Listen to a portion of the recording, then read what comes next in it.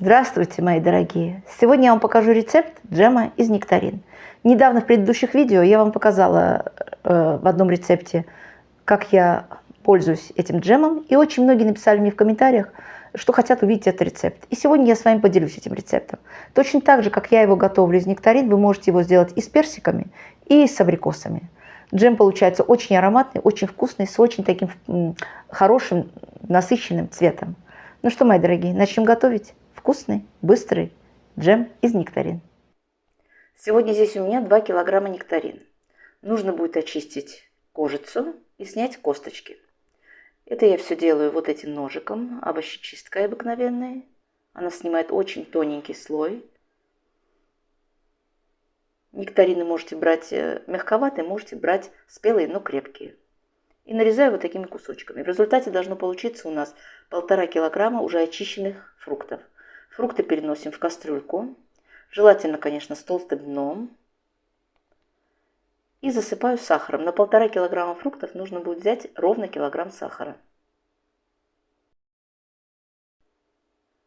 Включаю плиту на маленький огонь, на маленькую мощность. И оставляю фрукты, чтобы они пустили сок. И растворился весь сахар. Это у нас займет, на это у нас уходит где-то приблизительно 7-8 минут. Как только на тихом огне фрукты дали сок и начинают кипеть, засекаем время.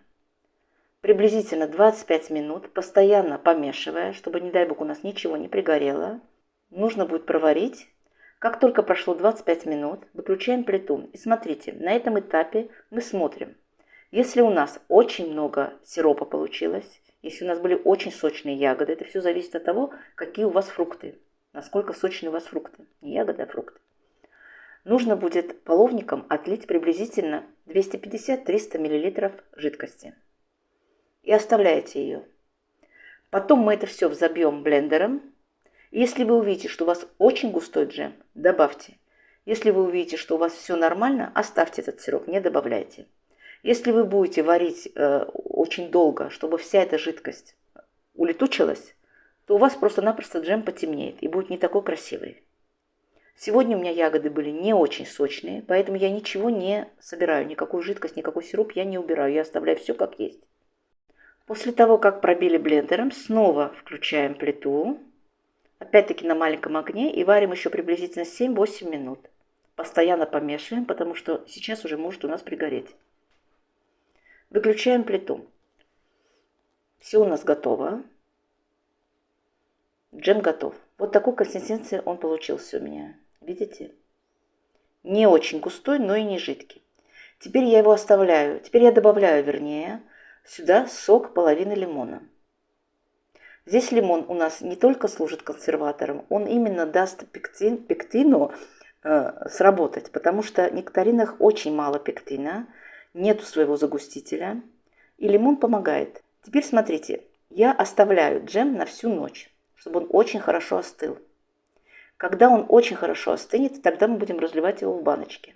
Баночки нужно будет обязательно простерилизовать. И заливаю уже холодный джем в баночки.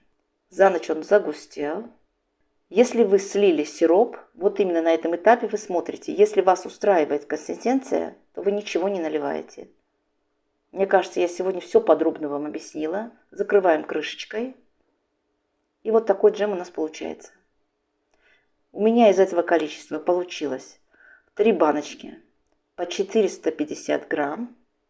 И вот такая маленькая вот такое блюдечко, приблизительно где-то 200 грамм. Хранить можно и в холодильнике, и где-нибудь в холодном помещении. Видите, джем не растекается. И получается очень вкусно. Попробуйте, мои дорогие. Мне кажется, этот рецепт вам понравится, потому что можно будет это сделать и с абрикосами, и с персиками. Даже с яблоками можно будет сделать. Но с яблоками попозже я вам покажу мой рецепт. Получается быстро и вкусно. Попробуйте, мои дорогие. Мне кажется, сегодняшний рецепт очень легкий и очень быстрый. Будем прощаться. Всех люблю. Пока-пока. До новых встреч.